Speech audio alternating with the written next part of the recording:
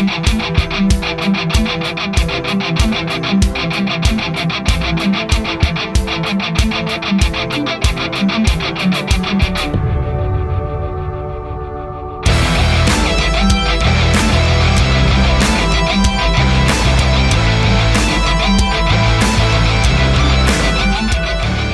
morning and welcome back to the third episode of Detroit Mayhem Sports. It's Mac and Marty with you this morning. We're going to talk some Caitlin Clark, some UFL, maybe a little bit NFL draft, and of course we're going to have to touch on opening day here in Detroit. Crappy weather as always. So Marty, let's talk about outside my window. Let's talk about, well, we're not getting any snow here, but I hear in the area there's snow around. So, Okay. And you're a lot closer to the ballpark than I am. But Yeah. let's talk some Caitlin Clark. Now, her team, Iowa, is in the Final Four. The team that's going to be toughest for them to get by, of course, is going to be UConn. But, there's a lot of buzz about her this year because she became the all-time leading scorer in NCAA basketball, men and women. And she's a phenom, and she's going to eventually go to the NBA. But there's some talk about her joining this WNBA. Yeah, WNBA. Yeah, right. Well, let's not rule it out until we see. I'm sure someone's going to say she should be. But so the Big Three, which is a league, and the league founder is Ice Cube, the actor and rapper, and he's got this. Basically a trio league. It's kind of like a Gus Macker kind of thing where you got three guys that play basketball like a tournament. And they have a league and they play, I don't know, I think 12 games or some such. As I took it, I've never watched it, but as I took it, it's kind of like an exhibition thing. You get some very talented people out there and they just play 3-on-3 basketball. Well, she's been invited by someone, maybe the league itself, and they've offered her $5 million to play. And I got to tell you, she'd be crazy if she doesn't do it. $5 million for 12 games. I'd go out there and get embarrassed for. I'd just like to step on the court with those guys. You've got embarrassed for free, if I may say, old buddy. Yes, I have. In fact, I've paid to be embarrassed. But the subject at hand, yeah, she'd be crazy not to take that kind of money. And how would she perform? I don't know.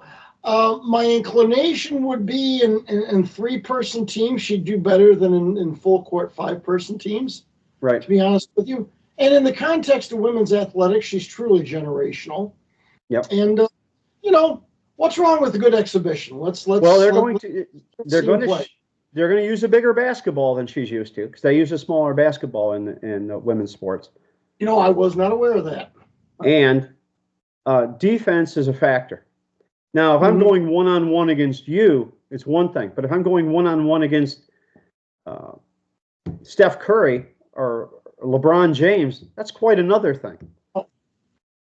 They would never have to worry about goaltending against me because as soon as the ball's out of my hand, it'd be out of my hand as soon as I dribble. A half-foot reach should be stopping it, Yeah, but the ball leaves my hand when I dribble. So I instantly lose control. If I was never any good at basketball, I played some decent defense, but no offensively, forget about it. And to be fair to the basketball players, I'm not a huge fan, so there's going to be intricacies that I don't understand that maybe she's capable of. Maybe Clark is capable of that I just don't understand. She can shoot. There's no question about that. In fact, she's called the female Steph Curry because she can hit these hellacious shots from all over the court.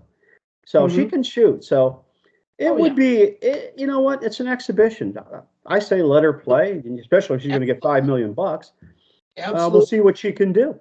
Take the money and run. I'm with you 110%. This is not going to be Billie Jean King in her prime versus an old man in, who was that guy she played years ago? Bobby Riggs. And Riggs, yeah. If I remember correctly, she only had to defend half the court, too. I would want to double check that, but he had to defend the whole court. She only had to defend half the court, which makes a difference, too. Oh, yeah, absolutely. Yeah. Exhibitions are one thing, and real in-your-face games are another thing. And right. I can't see a Caitlin Clark making any difference in the NBA. For example, you get this from time to time. I think the hockey was Manon Room, if I'm saying her name right. Fantastic women's hockey goalie and got signed to a professional contract in a men's professional league and never got out of the lowest level of men's hockey. I'm not even sure how much she played. There are still going to be those things that, exhibition's one thing. To play the game seriously, with 10 players on the court instead of 6, I don't see it translating there. No, I don't think the exhibition really has anything to do with it. I think they're going to compare her college career at Iowa to what she might do in the WNBA. And of course, there are players who, and I won't get into any politics, but there are a lot of black players who don't think she even should be on the court with them. In fact, that came up when they played LSU. There was some pointing to the ring finger, how they had a ring and she didn't have a ring, which could change here in the next few days. Was the big complainer. Yeah, and she got hurt in the game, but she got some Caitlin Clark in her face. So, just why do you got to talk trash? Just play the damn game. Be Barry Sanders, score the touchdown, flip the ball to the ref. Not to extrapolate too far, that's one of the reasons I'm turned off by professional football, Mac. I'm tired of the trash talk. Yeah, well, I don't hear it, but you see it, and you see it in certain actions for sure. Yeah. So sometimes you see a couple players getting right up in each other's face, and you know what's going on. And it's a very violent, physical, and emotional game, so I expect that to happen, and it's always happened. Yeah. In fact, I heard the biggest trash talker in the NBA history was Larry Bird. Mm-hmm. Guys would say, he would tell them, I'm going to do this, that, and the other, and I'm going to do it right in your face, and then do it. Yeah, yeah. And these were great players he did this with. Oh, absolutely, absolutely. So, I still don't like trash talk. I think it's. I don't like it. It's, it's unsportsmanlike, but what are you going to do? Right. So I hear curling is pretty bad about trash talk, at least on the Canadian side of the border. But well, so this will bring us to our next topic, which is now we've all heard and talked about biological men who believe they are women or say they are women playing in women's sports. And around the country, that's coming to an end. Jurisdictions are saying, no, you're not going to. A lot of women are saying, hey, this isn't a retirement home for failed male athletes. But it brings us to the question, is should women play in men's sports? And I say, hey, if they're good enough, let them. I agree with you. I'm just skeptical that at the highest levels they're ever going to be good enough. Well, there haven't been any yet. There haven't been that any I'm aware of. Certainly there are areas. You're snidely talking about my game curling right there, but now curling is something men and women. I think that might be a close one. Bowling might be a close one. But even then, the high echelon women curlers are going to hand it to me in my men's team. Yes, the higher echelon ones. Right. But against the higher echelon men's teams, no. Because the hand-eye coordination is better and the sweeping's more powerful. Bowling, you pointed out before we got on camera, game for game, I'm sure women can stay with men, but over a week-long tournament where you're bowling dozens of games, I think the stamina is going to come out on the men's side. Yeah. And we haven't even gotten to basketball or football or baseball where the men are just bigger and stronger and, well, the highest levels, women aren't going to be able to keep up with men. And I hate to use him as an example. Well, let me use Michael Jordan instead of LeBron James, because I can't stand LeBron James, can't stand the sight of him, don't want to look at him. I think he gets away with murder on the court because the NBA is about so much marketing stuff. But take a Michael Jordan. Michael Jordan wasn't as big as everyone else on the court. He wasn't in better shape than everyone else on the court. He was just better than everyone else on the court. Just better than. And so you can have less of those attributes, perhaps. Now, but Michael Jordan was arguably the GOAT, greatest of all time. And he's unparalleled in my mind. I don't think LeBron James compares to him, and I don't want to get too far off the track of what we're talking about, but even the 12th guy on the bench in the NBA is pretty damn good. Oh yeah, yeah, absolutely. And we're not going to use ourselves as an example because we're a couple old men, are getting to be old men. So we were never basketball players to begin with. But the guy who's out there who maybe plays in the out in the asphalt court, who's pretty damn good, it's not going to be as good as that guy. No. With rare exception. I know there have been exceptions, but it's rare exceptions that's the case. Well, at that level of play, at that level of play, the difference between the number 1 player and the number 12 player are almost minute. Almost minute. But and I don't want to pardon me, I don't want to oversimplify it, because the difference between Michael Jordan on the Bulls and the 12th guy on the Bulls is going to be pretty significant. But we're talking about Michael Jordan. Right. I know they're not very good this year, but to use the Detroit Pistons, I don't see a lot of difference among those 12 players. That doesn't mean they could run rings around me. They could. But, by and large, the difference isn't that huge at that level of play. Right. So I would tell you, if a team wants to give a woman a tryout and she's willing to give it a go, why not? But I don't think men belong in women's sports, period. No matter what they call themselves or what they believe they are. If you're a biological male, you don't believe you shouldn't be competing, especially in something like MMA or UFC. Biologicals absolutely should not be competing in women's sports. Absolutely. So. I mean, you mentioned, right? Didn't the one he was almost breaking their skulls? Yeah, right. And you can't do that. That's just wrong. Well, if you did it on the street, some people might call you. Well, I won't get into that. I don't want us to get us sued, so I won't even mention a name. But I mean, you're talking to a guy who thinks MMA and UFC are immoral in and of themselves anyway. Well, and then you get bigger, stronger men fighting women, just compounds it. Right. I don't enjoy watching people beat the hell out of themselves. I understand other people do, and that's their prerogative. But so let's move on to we'll move on to the UFL, and it's the United Football League, and it's the joining of the XFL and the USFL, both failed leagues. USFL failed many years ago and it made a comeback, kind of failed again, and they have gotten together with the XFL and come up with a league. And we have a team here in Michigan called the Michigan Panthers. They play at Ford Field in Detroit. Mm-hmm. And they won their game this weekend over I think it was the the St. Louis Battlehawks. It's Birmingham Stallions are playing this weekend. On a field goal, 64 yards. And it was the kicker's second. And his name escapes me. It's Jake. Forgive me, I'll put it on the screen here. Yeah, there you go. But in college, he never kicked a field goal. He hadn't kicked a field goal since high school. And there's a reason for it. And the reason is he had a specialized job on his college team, which was to be the kickoff specialist. These guys could kick the ball a mile. They kick it into the end zone. There's no return. Yeah. And that's what he did because he had a pretty good place kicker in front of him on the team. But now he's the kicker. He's the place kicker for the Michigan Panthers, a former soccer player, I understand. And he kicked back-to-back 64-yard field goals. And I'm going to tell you, rumor is the Lions have been in contact with him. I believe about 0.1% of what I see online. But hey, there's got to be interest there. There's got to be interest, yeah. My one thing about the UFL, I don't want to go too far on this either.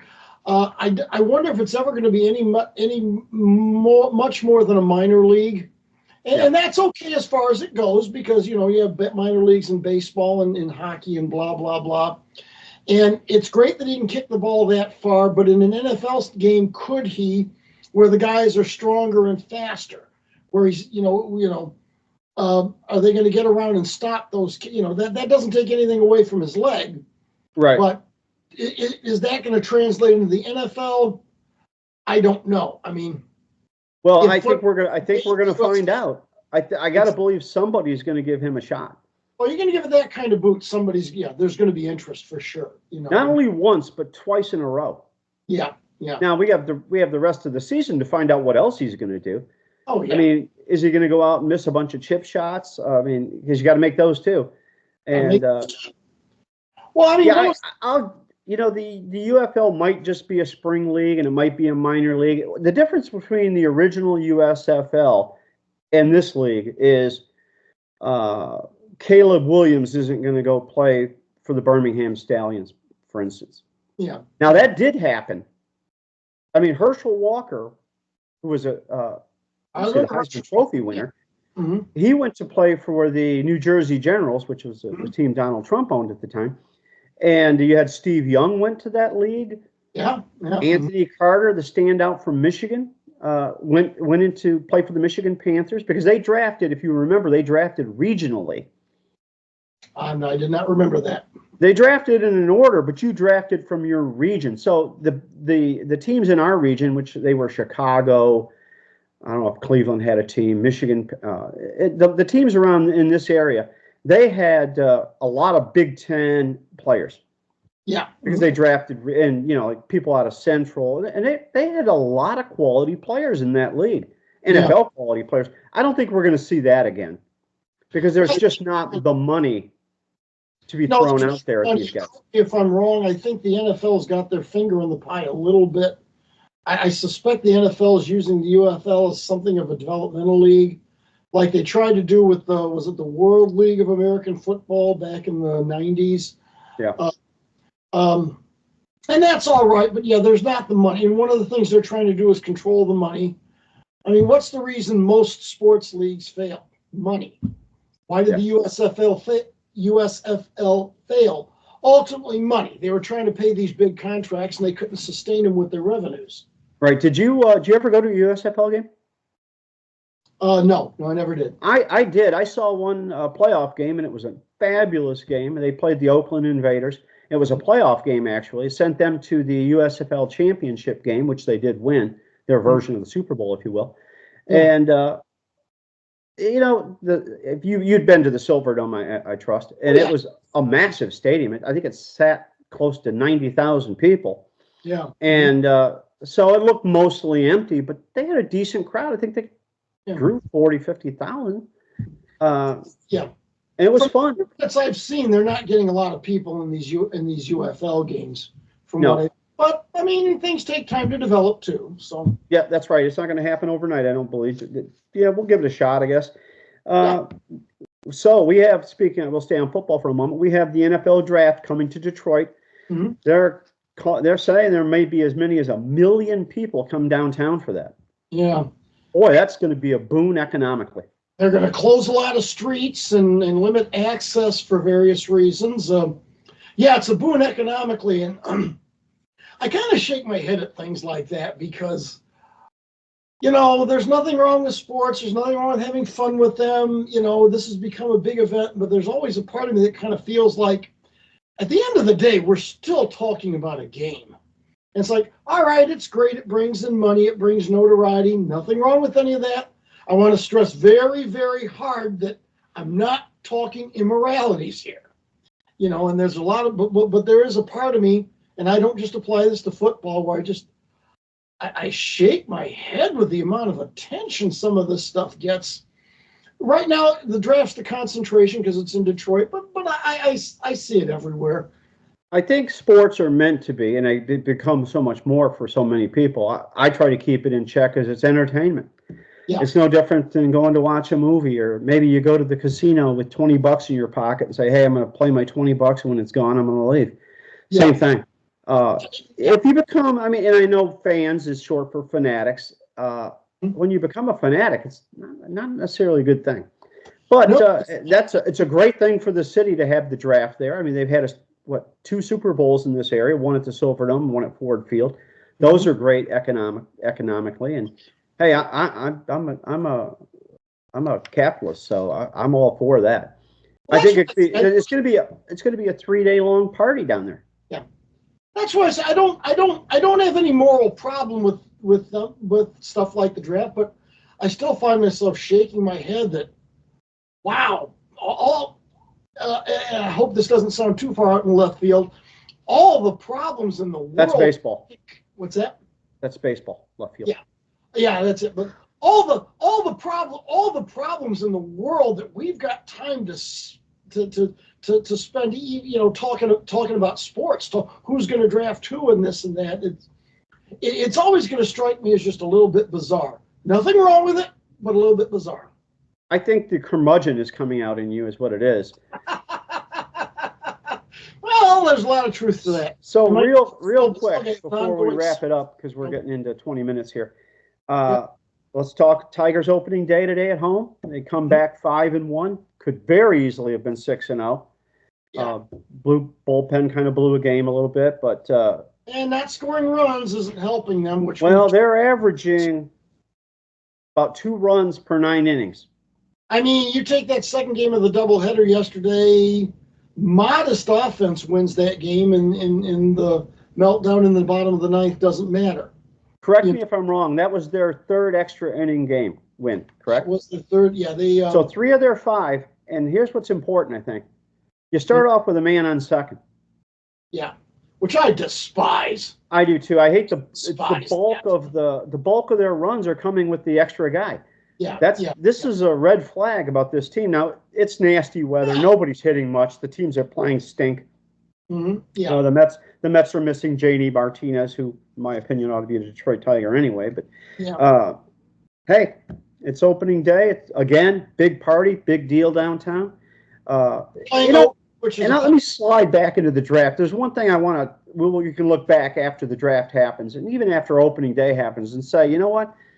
30 people didn't get murdered in the weekend, going to Detroit's reputation, like happens in Chicago every weekend. Yeah. Detroit is not as bad as its reputation, and hopefully one of the positives with like opening day in the draft is it shows that.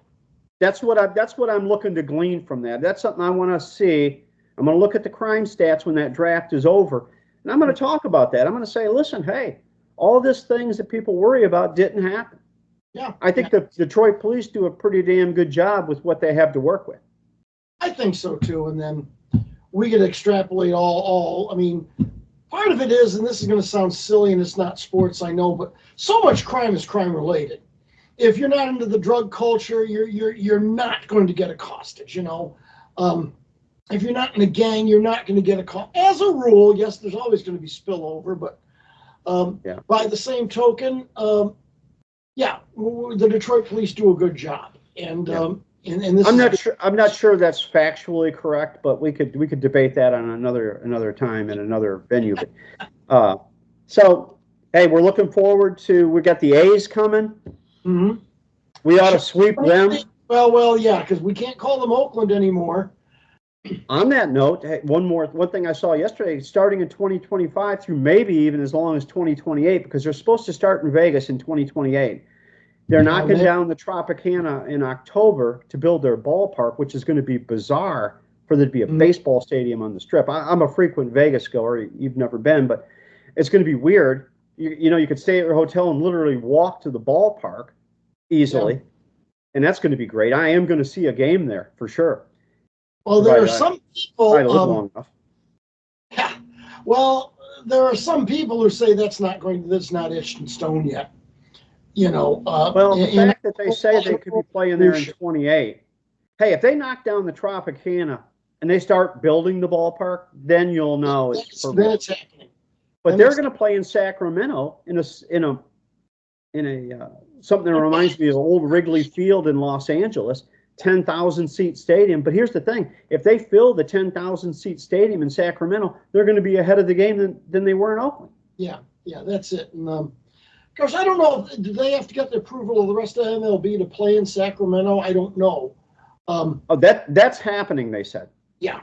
So, I mean, the whole Oakland, that's a video unto itself, what's happening with the Athletics. It's all the way around, but that was probably not the time to get into it. Yeah, we see a similar thing in Kansas City. Now the Chiefs and the Royals, well, we might have to leave because the taxpayers aren't going to build us billionaires a new stadium. Yeah, and my attitude toward that is let them leave. It's not going to happen because, boo-hoo, we're going to lose the notoriety of NFL and MLB. Boo-hoo, we can't let that happen. Hey, you know what? But they should be told to walk. They should be. There's going to be another city itching for those teams. Yeah, and let them go. And there'll be some dumbass taxpayers there that'll pay for their billion-dollar stadium. Yes, there will. Yes, there All right, will. well, we're going to call this one a wrap because we are much longer than we intended to go. But anybody still with us? Thanks. We'll see you in the next one. Be safe and enjoy your sports. Don't take them too seriously. Don't worry about what else you're.